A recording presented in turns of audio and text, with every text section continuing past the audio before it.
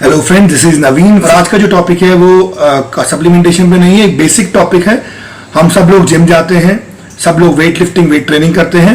उसमें हमें muscle spasm, muscle strains, ऐसी चीजें हो जाती हैं। हर किसी को जिसने भी जिम आज तक किया है उसे मसल क्रैम्प, मसल स्ट्रेन्स होती रहती हैं। तो उसका मैं आपको एक बेसिक प्रोसीजर बताऊंगा जिससे आपको रिहैब करने में, इंजरी से रिकवर करने में हेल्प मिलेगी। This is a basic procedure which I'm going to tell you in this video, which is called as RICE, R-I-C-E, RICE. This is a principle which you will apply to any injury. कोई भी आपको weight lifting, even sports injury होती है तो आप इस process को apply कीजिए. It will help you to get back faster. So guys, keep watching this video. I'll be explaining you all the things about it. अब RICE stand for, R stand for rest, I stand for ice, E stand for, C stand for compression and E stand for elevation. इन चारों चीजों को मैं separately explain करूंगा. पहले तो ये कब अप्लाई होता है, जैसे भी आपको कोई भी इंजरी होती है, मसल स्पैज्म, स्ट्रेन, स्ट्रेन कुछ भी होता है एक्सरसाइज में, तो आपको ये अप्लाई करना इमीडिएटली अप्लाई करने से आपकी रिकवरी उस इंजरी से बेहतर हो जाएगी. जल्दी जल्दी आप रिकवर कर पाएंगे, आपका इन्फ्लेमेशन उससे कम रहेगा और आपका टिश्यू डैमेज नहीं होगा ज्यादा. तो this is the first step you should do in any injury. मैं ये आपको बेसिक प्रोसीजर बता रहा हूं. मैं ये नहीं कह रहा कि अगर आपको बहुत मेजर इंजरी है तो आप उसके लिए खुद ही अपने आप को डॉक्टर समझे और ये करें. No, you can apply this to any injury, small और बिग. स्टार्ट इससे करिए. अगर उसके बाद अगर आपका इंजरी बहुत मेजर है, डिपेंड करता है, डिग्रीज ऑफ इंजरी होती है.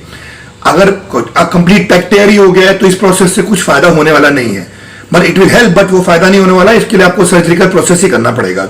तो अगर बेसिक इंजरी है, स्टार्ट में है, तो आप इस प्रोसेस को फॉलो कर सकते हैं जिससे आपको रिकवर करने में हेल्प होगी. तो फर्स्ट इज राइस का फर्स्ट प्रिंसिपल है रेस्ट. आपको उस एरिया जिसमें आपको इंजरी हुई है उसको रेस्ट देना है. उसका मोशन मूवमेंट को कम करना है. कम करना इसीलिए है क्योंकि वहां पहले से इंजरी हो गई है. अगर आप उसको दोबारा से एक्टिव करेंगे, सपोजिकली चेस्ट में इंजरी हुई है, बेंच प्रेस से पैक में इंजरी हुई है, आप दोबारा से बेंच प्रेस उसी रेट से, उसी वेट से करने लग जाएंगे तो इंजरी और बढ़ जाएगी, कम नहीं होगी. तो उस चीज को रेस्ट देना है. हाँ, लेकिन एक बात याद रखिए कि कंप्लीट रेस्ट नहीं देना है, कंप्लीटली इनएक्टिव नहीं बनाना है उस चीज को. इनएक्टिव बनाने का मतलब है if you don't use your muscle, you lose your muscle. I have told it in my previous videos also. It's a principle. अगर आप अपने मसल को बिल्कुल यूज नहीं करते, अगर मेरा ये हेल्दी हाथ है, इसको मैं अगर प्लास्टर में चढ़ा दूं और एक महीने तक नहीं यूज करूं तो ये अपने आप से श्रिंक हो जाएगा. मेरे मसल अपने आप से डिसयूज प्रिंसिपल में चले जाएंगे और इट विल गो अवे. तो आपको कंप्लीट रेस्ट, थोड़ा मूवमेंट रखना है उस चीज का, लेकिन उस तरह का मूवमेंट नहीं करना जिससे इंजरी हुई थी. First, this is rest. You have to rest that injured area first. दूसरी चीज जो है वो इस प्रिंसिपल में है, वो आइस, एप्लीकेशन ऑफ आइस. आपको अपने इंजर्ड एरिया में आइस अप्लाई करना है. इसको क्रायोथेरेपी कहते हैं. आइस अप्लाई करने को आइस हमेशा एक कपड़े में लपेट के कीजिए. अगर कपड़े में नहीं लपेटेंगे, डायरेक्ट अपनी स्किन पे लगाएंगे तो स्किन के टिश्यू डैमेज हो जाएंगे और आपकी स्किन में बर्न सेंसेशन, बर्न फीलिंग हो सकती है. तो always use a cloth around it. उसके बाद लगाइए. अब ये कब यूज करते हैं, जैसे आपको इंजरी हो जाए, पहले 48 घंटे, मतलब लगभग 2 दिन आप आइस अप्लाई कर सकते हैं. 15 से 20 मिनट और दिन में कई बार 2-3 घंटे छोड़ के, 3-4 घंटे छोड़ के आप 15 से 20 मिनट अप्लाई कीजिए. इसका फायदा ये होता है कि जब आप आइस अप्लाई करते हैं तो ये आपकी जो ब्लड वेसल्स है वहां की, उसको छोटा कर देता है, कॉन्स्ट्रिक्ट कर देता है, जिससे वहां का ब्लड का फ्लो उस एरिया में कम हो जाता है. तो वहां पे इन्फ्लेमेशन, क्योंकि ब्लड आएगा तो वो सूजन वहां पे बढ़ेगी, उस सूजन को कम करने के, इन्फ्लेमेशन को कम करने के लिए वो बहुत हेल्प करता है. आइस उस एरिया को, लोकली उस एरिया को स्टिफ भी कर देती है, आपकी स्टिफनेस हो जाएगी. लेकिन इस प्रोसेस में जब आपको इंजरी हो जाती है तो इंजरी से रिकवर करना, वहां ब्लड को रोकना ज्यादा जरूरी है बजाय स्टिफनेस को देखने के. इसीलिए apply ice to it. That is the second point in this RICE principle. Normally पहले ये देखा जाता था और करा जाता था कि लोग हीट अप्लाई करते थे. हीट अप्लाई करने का भी एक टाइम होता है, लेकिन जब आपको इमीडिएट इंजरी हुई तो आप आइस अप्लाई करेंगे. 42 आवर्स तक आप आइस अप्लाई करेंगे. लगभग 72 आवर्स, मतलब 3 डेज के बाद आपकी बॉडी उस जो इनिशियल आपको इंजरी से जो केमिकल रिएक्शन बॉडी में होता है, जो इन्फ्लेमेशन होता है, वो कम हो जाता है.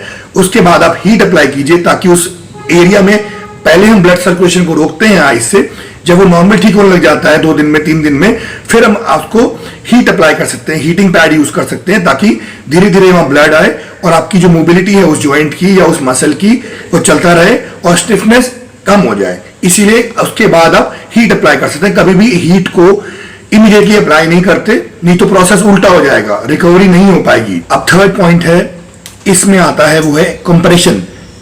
कंप्रेशन का मतलब है जिस एरिया में, जिस सपोजिंगली आपके एल्बो में चोट लगी है, तो उस एरिया को आप बैंडेज से, क्रेप बैंडेज से बांध के रखिए, ताकि वो जॉइंट थोड़ा इमोबाइल रहे और उसमें दोबारा से इंजरी होने का खतरा ना रहे, और उसमें स्वेलिंग भी ना हो। उस थोड़ी स्वेलिंग को भी रोक के रखता है। लेकिन आपका बैंड जो भी आप बांध रहे हैं, जो बैंडेज आप बांध रहे हैं, वो बहुत टाइट नहीं होना चाहिए।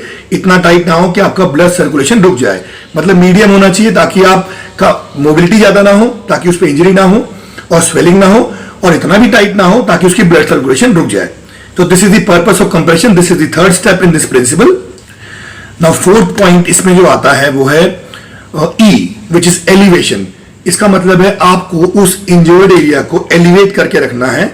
एलिवेट प्रिफरेबली आपके हार्ट लेवल से ऊपर रख करके रखना है। अगर मेरे सपोजिंगली मेरे लेट्स से एल्बो में चोट है, तो मैं इसके लिए तकिया लगा के इसको थोड़ा एलिवेट करके रखूंगा। एलिवेट करने से क्या होता है कि आपका ब्लड एक्चुअल में क्या होता है, हमारा बॉडी में ब्लड, हार्ट सारी जगह ब्लड पंप करता है, फिर वो ब्लड वापस आता है, फिर हार्ट उसको प्यूरिफाई करके दोबारा पंप करता है। तो एलिवेट करने से उस एरिया में ब्लड को, क्योंकि वहां पे चोट लगी हुई तो ब्लड वहां जाता है, तो हमको चाहिए कि ब्लड वापस हार्ट तक वापस नॉर्मल जल्दी आए। तो एलिवेट करने से वो हार्ट तक नॉर्मली जल्दी वापस आता है, ताकि प्यूरिफाई होकर ब्लड वो वापस चले जाए। और प्यूरिफाइड ब्लड में आपके जो प्यूरिफाइड ब्लड होता है उसके अंदर आपके न्यूट्रिएंट होते हैं जो आप ले रहे होते हैं, वो आपके मसल तक पहुंचते हैं, इंजर्ड मसल तक, और वो जल्दी रिकवर करता है। So friends, this is about the process of RICE principle I can say, which you should apply to any injury. पहला स्टेप किसी भी इंजरी का ये है। मैं फिर कह रहा हूं, ये कोई डॉक्टर रिकमेंडेशन नहीं है कि अगर आपके मेजर इंजरीज हो गए हैं, बोन डैमेज हो गया है, फ्रैक्चर हो गया है, टिश्यू लिगामेंट ब्रेक हो गया, उसका नहीं है। उसका कोई प्रोसीजर नहीं कि आप ये सोचे कि इससे पूरा रिकवर हो जाएगा। You have to go for the doctor's treatment, go and consult a doctor. But this is a normal process जो आप अपने घर में, अपने जिम में अप्लाई कर सकते हैं, अपने क्लाइंट के साथ अपने ऊपर अप्लाई कर सकते हैं, ताकि आपकी इंजरी जल्दी से जल्दी हील हो जाए और ज्यादा डैमेज ना हो। तो this is all about the RICE principle, RICE, rest, ice, compression and elevation. मैं उम्मीद करता हूं आपको ये चीज समझ में आ गई होगी। फिर भी आपको कुछ क्वेश्चंस है तो you can ask me and I am here to help you, and that is all about it. Thanks for watching this video and I am out.